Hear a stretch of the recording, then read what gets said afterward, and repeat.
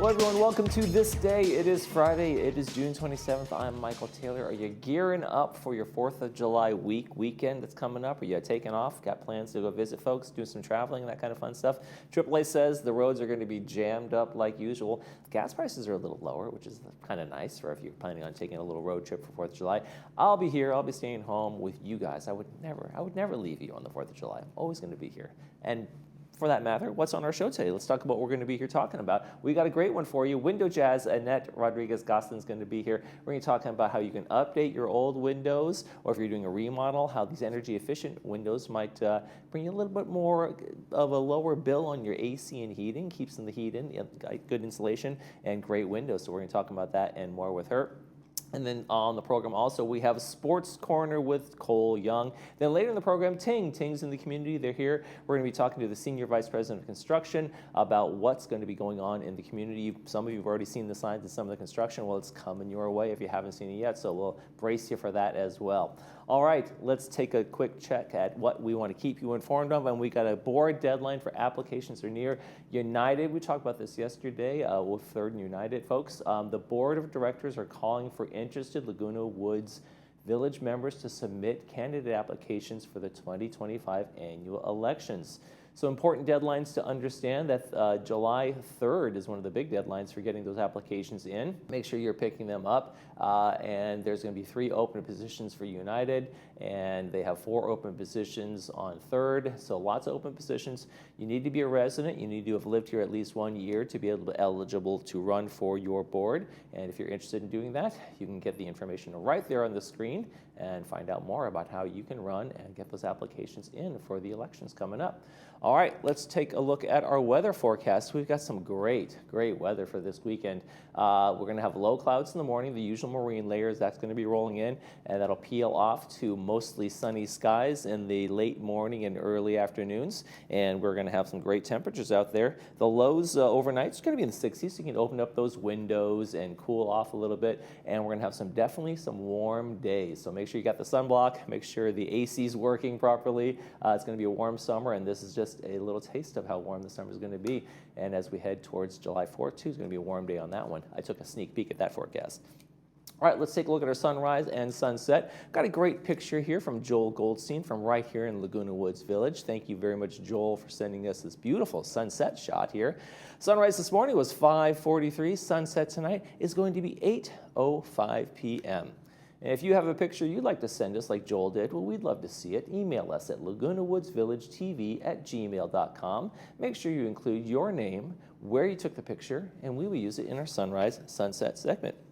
Okay, no meetings to tell you about today, which is a bonus. There you go. And when we come back, we'll be talking to Annette Rodriguez-Gosselin from Window Jazz. Stay with us.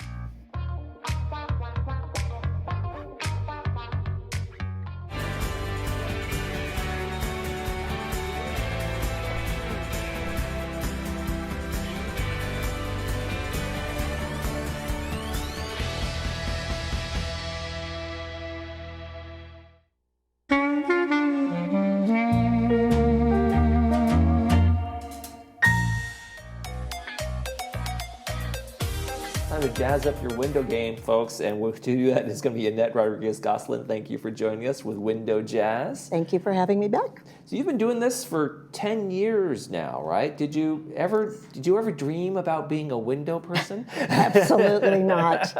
No, this construction window business was never in my wheelhouse. And so how did it get started? You knew somebody, or you just said, I'm just going to give this a try? What happened? I have a dear friend of mine that I've known for many, many years, and we used to work together. She actually worked for me back in the day, and our lives went on, and she opened the window factory, and I was watching her on Facebook, and she texted me, come look at what we're doing. We need somebody like you, and we put our heads together, and I go sell it, and she manufactures it. All right, well, you guys, it must be working 10 years down the road. You guys doing it.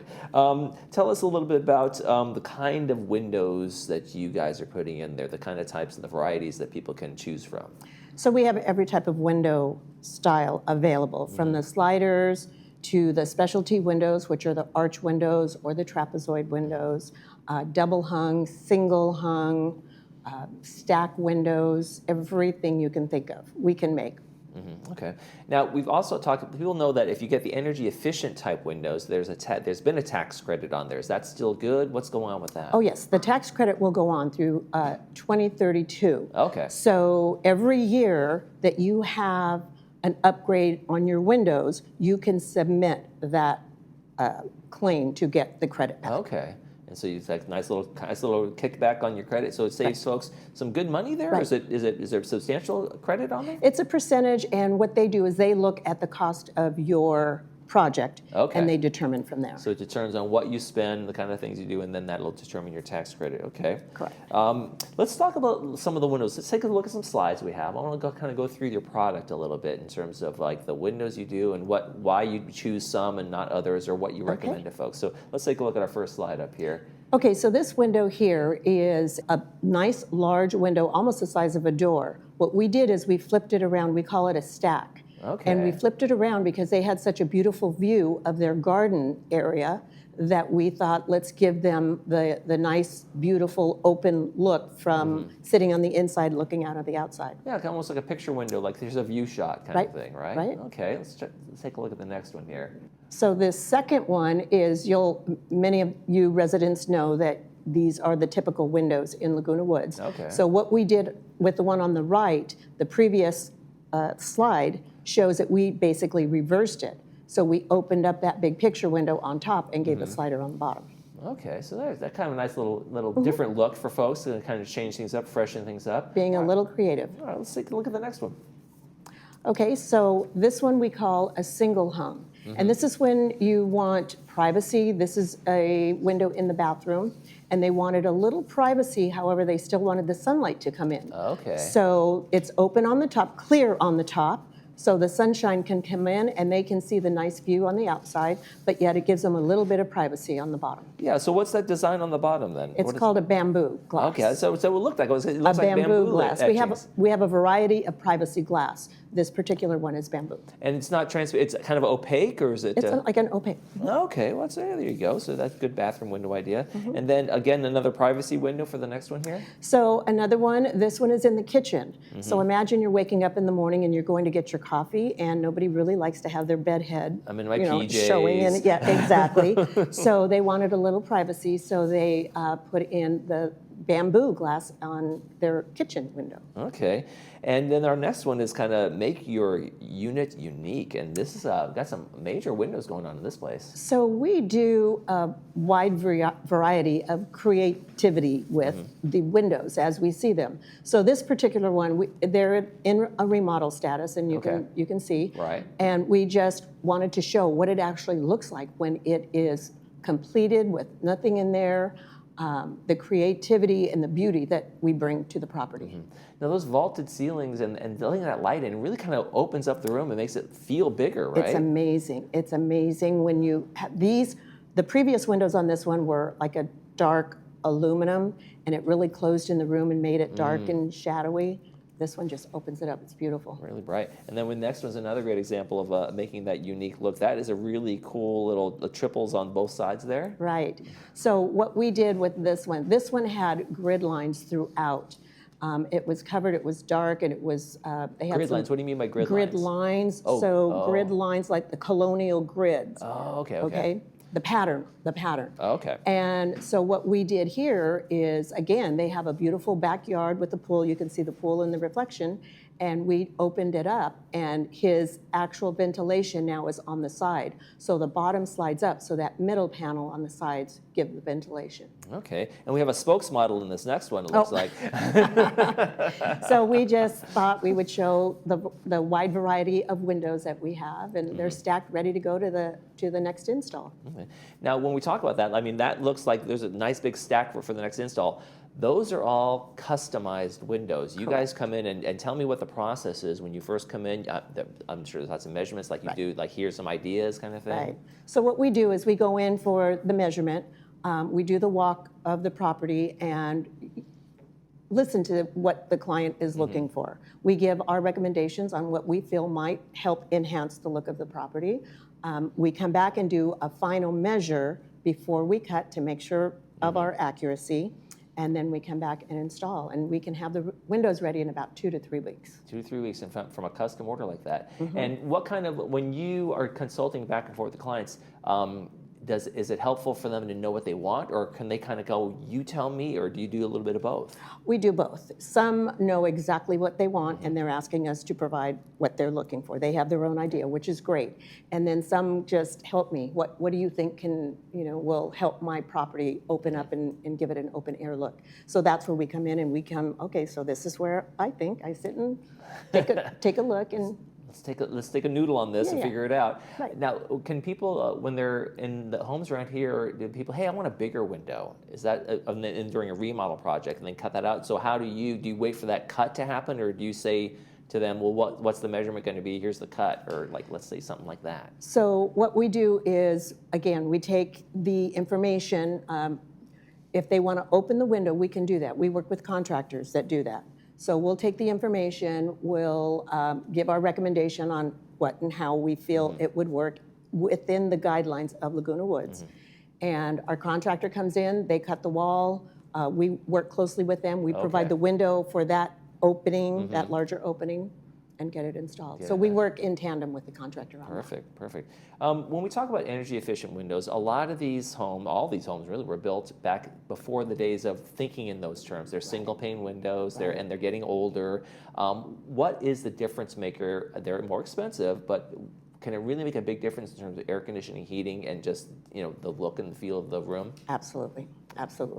So the windows are the single pane, and you'll notice, many of you notice now that you'll feel the cool air come in, or the windows rattling. Some have condensation that are starting to seep through because the seals are just not lasting. The newer windows with the dual pane, yes, they will hold in the temperature, the climate, and push away the heat in the summer, hold the comfortable temperature in the winter. Kind of good seal and kind of insulation kind of thing, but it's a window. Right. So we have been told by our clients that the air conditioning bills that they used to pay when their air conditioning or heater would come on, as an example, at 10 o'clock in the morning before they had their windows upgraded, in the afternoon, it doesn't come on till 2 or 3 in the afternoon, and so right there is your savings. Right there, yeah. So it pays for itself in the long run, really, right? And on top of that, with the tax credits that are still in place, so that's a great idea to do that. How do you know a window it's time to replace? Just like in terms of its age, is it like you say? Is it maybe just rattling a little bit, or is it you get those streaky, weird lines on the glass that seem like come with age? All of the above. You'll just notice that it's time. The windows will change colors. You'll see that you'll feel the cool air to the touch on the glass. You'll feel that cool air coming through. You'll know it's time. And some just are ready for an upgrade. There you go. All right, folks. So if you're ready for that upgrade, Window Jazz is the folks to go to. Annette Rodriguez-Gosselin, thank you so much for joining us today. Thank you very much. You're watching ThisDay. We'll be right back. For over 20 years, Orange County has taken its unwanted gold, jewelry, timepieces, sterling silver, and coins to the Jewelry Box estate buyers and always received top dollar. Come see why for over 2 decades, Orange County has relied on the Jewelry Box estate buyers.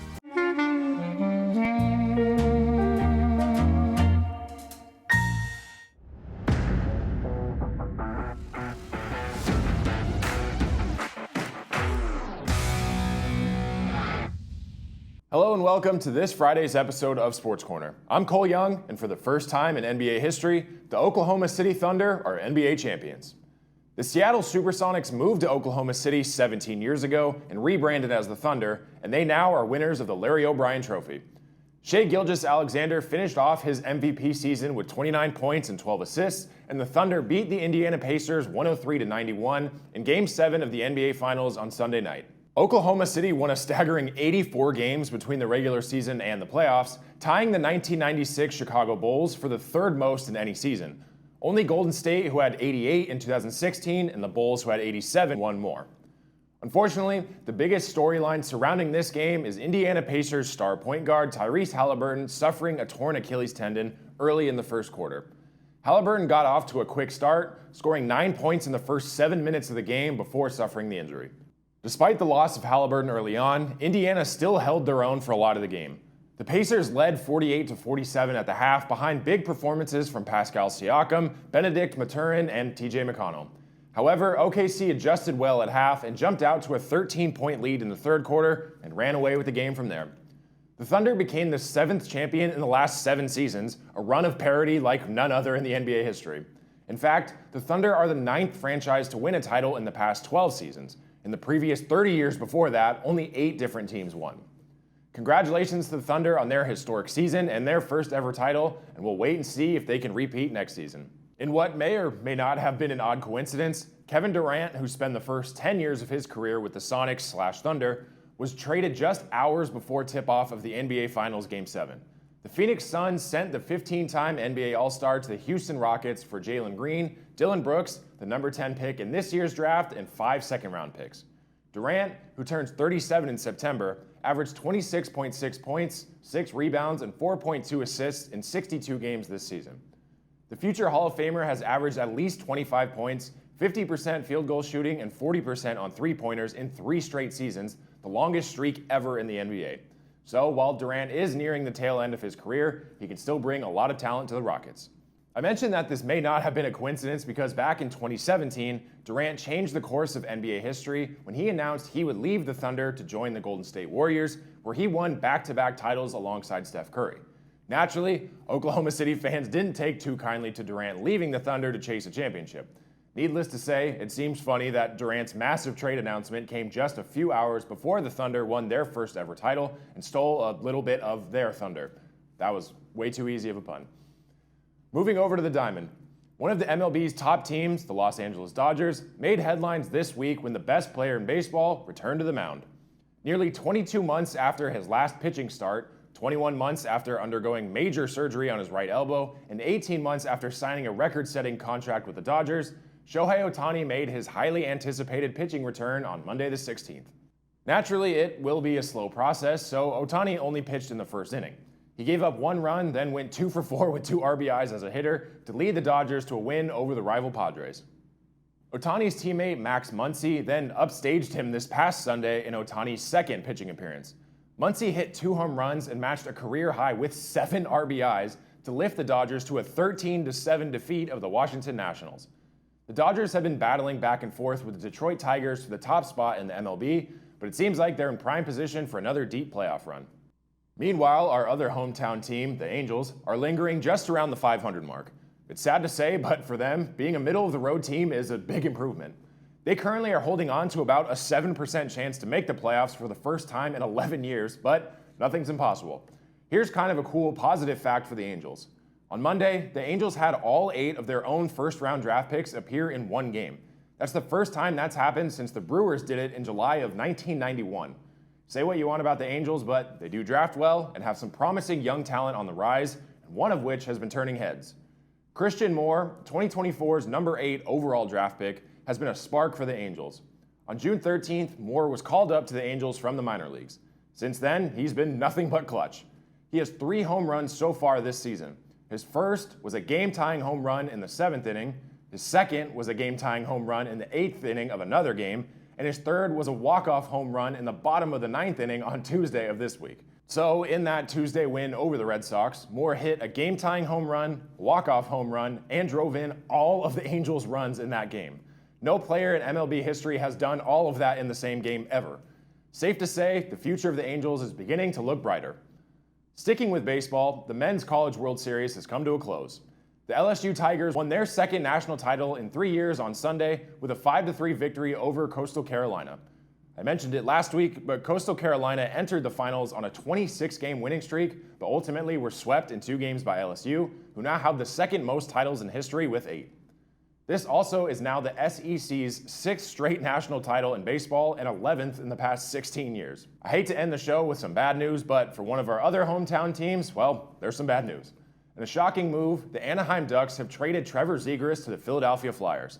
In return, Anaheim received center Ryan Poehling, the 45th overall pick in this year's draft, and a 4th-round pick in the 2026 draft. Zegras was one of the most entertaining and talented young players in the NHL through his first 2 seasons, scoring 60-plus points in 2021 and 2022, including some of the most ridiculous goals I've ever seen. However, Zegras missed a large majority of the past 2 seasons with injuries.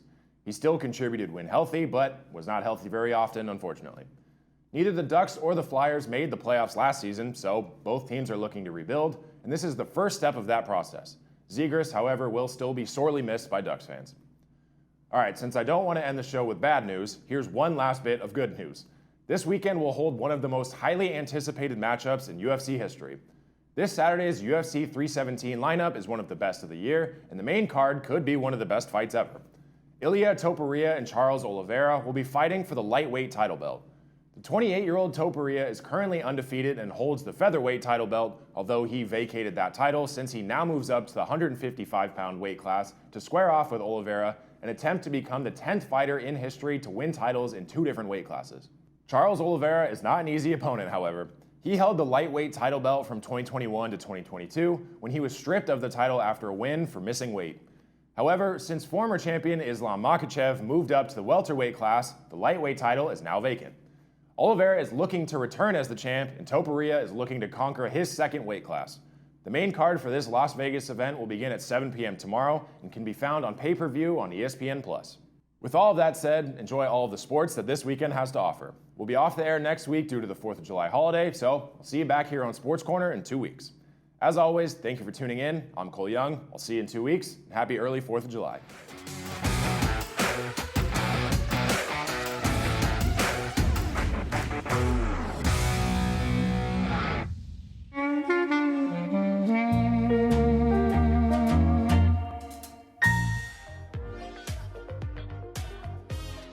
The future of television is already here. It's called Ting, and I want to welcome Senior Vice President of Construction, CJ Ehrenreich. Thank you for joining us. I really appreciate it. Thank you for having me. So what does a Senior VP of Construction do in terms of this big build-out that's going on here in the village? I work for a lot of people.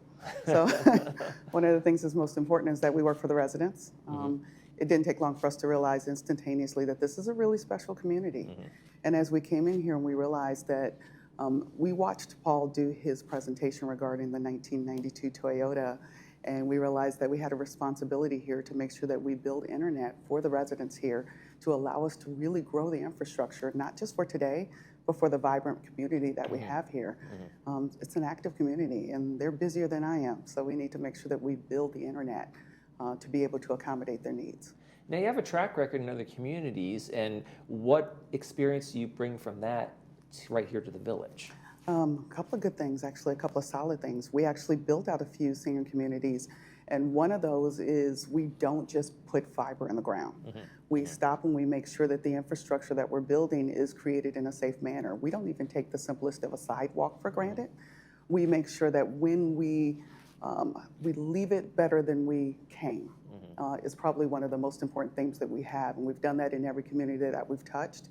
We also make sure that there's a communication infrastructure. We have a really good team. We have a great community engagement team, and we make sure that the communication to give them an advance notice that we're coming, and then that we're there, and then that we take care of them before we leave, and then we make sure that we follow up and have a means for them to get support after the fact. So it's very important that we do that. Okay. Now, how important is communication when it comes to making sure the installation goes safe and it goes well and people are informed? Yeah.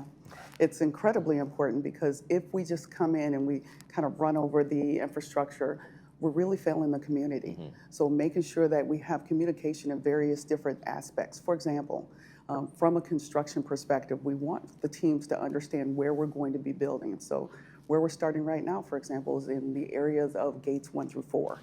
So by people understanding where we're starting, then they can know when they see a Ting truck in the area, they know why they're there. There's no surprises, and surprises, my mom did not like surprises. Right? She did not like surprises. Yeah, and people have their routines, and you know, Absolutely. we're coming in, I guess Ting's coming in really, and it's a disruption. No matter Absolutely. how you shape construction. it is construction, there's disruption in community. Absolutely. And so I think that's the thing that you guys are real sensitive about that, right? We are very sensitive about it to the extent that sending advanced communication on the Friday communication that goes out with the broadband team, making sure that we have sandwich signs that are in the area, making sure that we send out communication via email, all of the different means that we can communicate by way of the Laguna Woods Village system, like this, for example. It's very important for us to make sure that we communicate as much as possible before we start. Then while we're there, making sure that folks understand even the simplest of if we have to open up the ground to place a brand new vault in the ground for the placement of the fiber, making sure that in the event we have to leave, we have safety infrastructure around there so folks know what's going on. And then when we leave, we make it look better than when we were here to begin with. So that communication is very important for us. Is that part of your overall commitment to building with care, as you guys call it? 1,000%. This special community that we're in, when we build with care, it's not just building in their homes, it's also building on the streets. It's also making sure that when we leave any type of infrastructure behind, they understand what we left. So building with care has a lot to do with safety for us. Safety is key. We do safety meetings every single week when it comes to our teams. We make sure that safety is done with anybody that's touching the infrastructure in the build that we do. And we make sure that the communication and any questions that are had, we have a construction experience team that we leave behind to make sure that they can contact us at any time for any questions that they have. You've been doing this a lot in a lot of communities. What gets you excited about coming into a new community and kind of starting this work? It's the tail end of it, ironically. It's when that customer comes around and says, you know, you want this thing. You want this thing that they just put in there. We get that a lot. You talked about the previous communities that we've been in. One of my favorite things is when we go to the communities and we visit a lot. I have a set of partners that we always fly in. We make sure that we do proactive meetings. And when we get that, hey, we had a mayor that we visited one time, and the mayor came in, and they actually had a Ting book, and they had a Ting emblem. It's like, I have Ting in my home. So when they say, I actually am one of your biggest advertisers, that's one of the biggest things that we love about this, is the fact that when they know things happen. So if you have internet and it's something that you are referring to other people, and you know for a fact, even if something happens with it, we're gonna respond. Our customer service is one of the best things about us. And being able to provide that, not just putting fiber in the ground, but being able to be available after at any turn for any moment, for any need, that's imperative for us. All right, well, folks, so the future's here. Ting is in the community. You guys are doing it, and CJ Ehrenreich is a big part of that. Thank you so much for joining us today. Thank you for having me. I really appreciate it. All right, more to come from Ting. We'll be having these conversations throughout the rest of the couple months. Thanks for watching Village Television.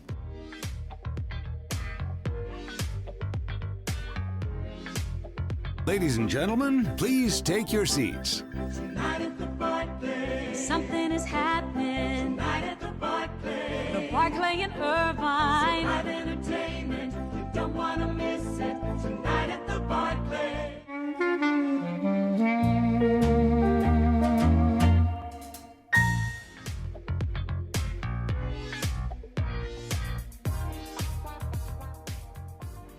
All right, let's talk about our weekend movies. We got a great one for today. The Friday movie is Children of a Lesser God with Marlene Matlin, and it's brought to us by Providence Mission Hospital. It's going to be at 2 p.m. with the subtitles and 6 p.m. without the subtitles. A terrific Oscar-nominated movie and Oscar-winning movie for Marley. And then on Saturday, we have Field of Dreams starring Kevin Costner. This is just a classic, great movie. City of Hope's bringing this one to us. It's going to be at 2 p.m. with the subtitles and 6 p.m. without the subtitles. Stars Kevin Costner. It's from 1989. It's a great one. If you build it, they will come. There you go. And if you build tomorrow's show, it's going to be here, and we've got a great one for you as well. On the program tomorrow, we have Performing Arts Center is going to be here, and Shuffleboard Club. I'm going to be interviewing them, so stay tuned for that. That's going to do it for this edition of Village Television, of This Day on Village Television. For all of us here at Village TV, we hope you make this day a great one.